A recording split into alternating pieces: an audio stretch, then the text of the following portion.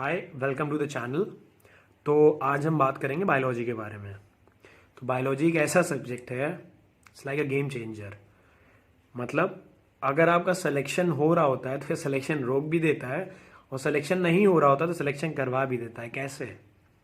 जैसे मैं आपको एग्जांपल देता हूँ।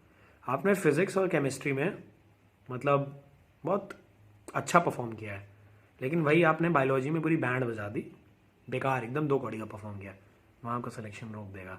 लेकिन यही आपने फिजिक्स और केमिस्ट्री में एवरेज परफॉर्म किया है, लेकिन इसमें बायोलॉजी भी एकदम एक्सीलेंट परफॉर्म किया है, तो आपको सिलेक्ट करा देगा।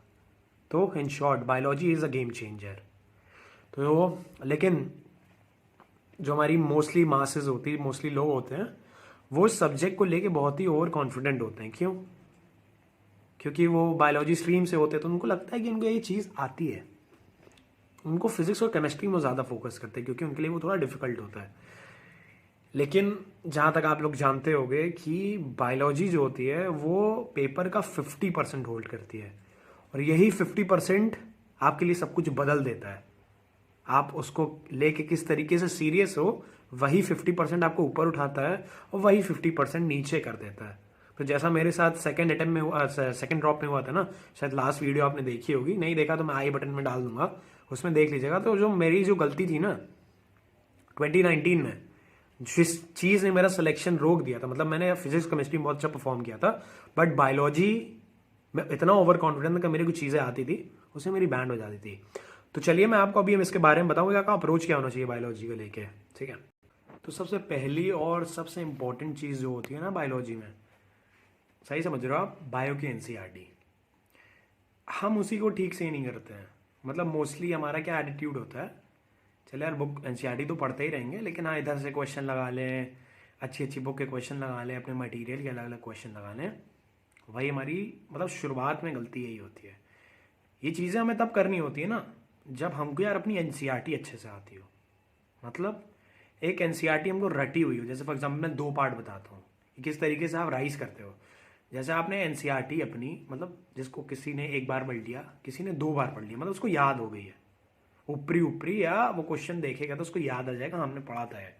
जब इतना कर लेते हो तो आप 300 नंबर लाने लगते हो। लेकिन आपको पता ही अब जिस तरीके से कट ऑफ चला गया है, 300 नंबर से कुछ नहीं होता बायो में। एटलीस्ट आपको 340, 350 या 360 तो लाना ही पड़ता है। और एक और बात भी आपको पता होगी, आपको जो रैंक डिसीजन होता है, जैसे मान लीजिए किसी दो इंसान का मार्क्स सेम है, तो बायोलॉजी मार्क्स डिसाइड करती है। तो इसीलिए आपको बायो में बहुत अच्छा स्कोर करना होता है। क्या चीज़ मैंने बताई, दो बार एनसीईआरटी पढ़े हो आप, आपको याद हो गया बेसिक, 300 तक स्कोर कर लोगे। लेकिन अगर आपको 300 के ऊपर उठना है ना यार, तब तुमको उसका कंसेप्शनल पार्ट भी जानना होता है।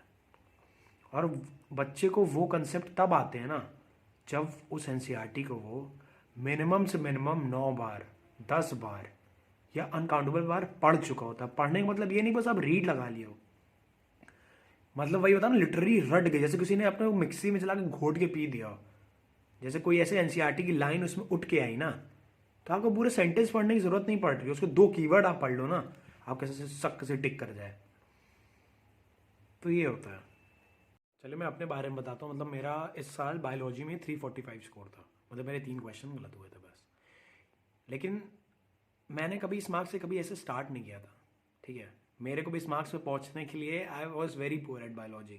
मतलब ऐसा आपको सीन बता दूं, 2018 से शुरू करता हूँ। 2018 में मेरा 300 स्कोर था बस।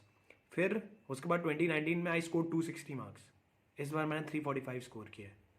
तो मैं इन 3 साल का जो मुझे लगता है पर्सनली, मैं आपको थोड़ा और बताता हूँ कि मैंने कैसे किया था। देखो, एस आउट तो मैं एकदम स्टार्ट तो था नहीं बायोलॉजी में यार। कैसे शुरू किया उस बायोलॉजी को सीखने के लिए ना, एनसीईआरटी को सीखने के लिए, क्योंकि मेरे को यार याद करने का मेरा एक तरीका, मैं लिख लिख के याद करता हूँ। तो मैं अपने हाथों से कि रजिस्टर भरे हैं उसको लिख लिख के, लाइन लिख के, जो भी उसकी, ये नहीं कि इंपॉर्टेंट लाइन है, मैंने सब कुछ लिखा। क्योंकि कुछ नहीं पता होता कि इस बार पेपर में क्या आता है, इसलिए मैं सब कुछ लिखा बायो की एनसीईआरटी में। और सिर्फ लिखता ही नहीं था, मेरे को लगता था कि बार बार भूल ना हो, मैं उसको फाड़ के वहाँ चिपका देता था अपने रूम में। मतलब पूरा रूम भर दिया था मैंने लिख लिख के। ये मैंने किया। तब मेरा 2018 मतलब बायो का पेपर अच्छा आया था 2018 में, उससे मैंने 300 स्कोर किया था। ठीक है, लेकिन अब देखो गलती बताता हूँ। जो मैंने भी आपको पहले थोड़ा बताया था ना कि बायो की एनसीईआरटी आनी चाहिए, फिर क्वेश्चन प्रैक्टिस करना चाहिए।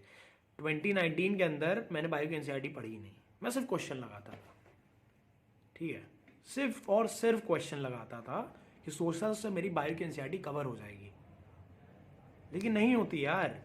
तुम जब क्वेश्चन लगाते हो ना, तुम्हारा क्वेश्चन करने का एटीट्यूड होता है, तुमको मतलब उस वहाँ बैठ के सोचोगे क्वेश्चन क्या कर रहा है, फिर अपना दिमाग लगाने लगोगे, हाँ यार ये भी सही हो सकता है, ये भी सही हो सकता है, फिर करते हो। लेकिन यार जब वो एनसीईआरटी की डायरेक्ट लाइन उठ के आती है ना, तब आपका वहाँ पे एनालिटिकल ब्रेन कभी कभी आपको धोखा दे जाता है। और 2019 में उसने मेरे साथ यही किया। मैं सिर्फ क्वेश्चन प्रैक्टिस करके गया था, एनसीईआरटी मेरे को नहीं आती थी, मैं भूल चुका था, खत्म हो गया 260 स्कोर। लेकिन जब यही तुम्हारा 2021 आया, ठीक है, मेरा फाइनल अटेम्प्ट था, 5th अटेम्प्ट में, जब मेरा 345 स्कोर था, मैंने अपनी एनसीईआरटी को, मैं बता रहा हूँ कि मैंने करीबन 7 से 8 बार तो पढ़ा ही होगा पूरी तरीके, और मैंने आखिरी के दिन भी उन दोनों एनसीईआरटी को स्पीड रीडिंग करी थी, और बीच में मतलब टेस्ट के बहुत अच्छे से क्वेश्चन लगाता था और एनालाइज करता था। फिर तो जब आपकी एनसीईआरटी कंप्लीट हो जाती है ना, तो हम अच्छे से मतलब बस चुकी है। जैसे आपसे मैं चैप्टर का नाम दे बोल दूं ना, तो वो चैप्टर आपकी आंख के आगे खुल के आ जाना चाहिए, इतने अच्छे से आपको एनसीईआरटी आनी चाहिए। हाँ, जब आप इस लेवल पे पहुंच जाओ ना, तब आप क्वेश्चन प्रैक्टिस करो, तब वो आपकी प्रिपरेशन को सपोर्ट करेगा, ठीक है। आपको दोनों, ये सिर्फ एक ही चीज़ नहीं करनी है, अगर आप एक चीज़ करोगे तो दूसरा आपको धोखा देगा, ठीक है, तो दोनों को साथ में करो। तो यही सिंपल है यार, know your NCERT, then practice question on it, you will score good, believe me. Okay, thank you.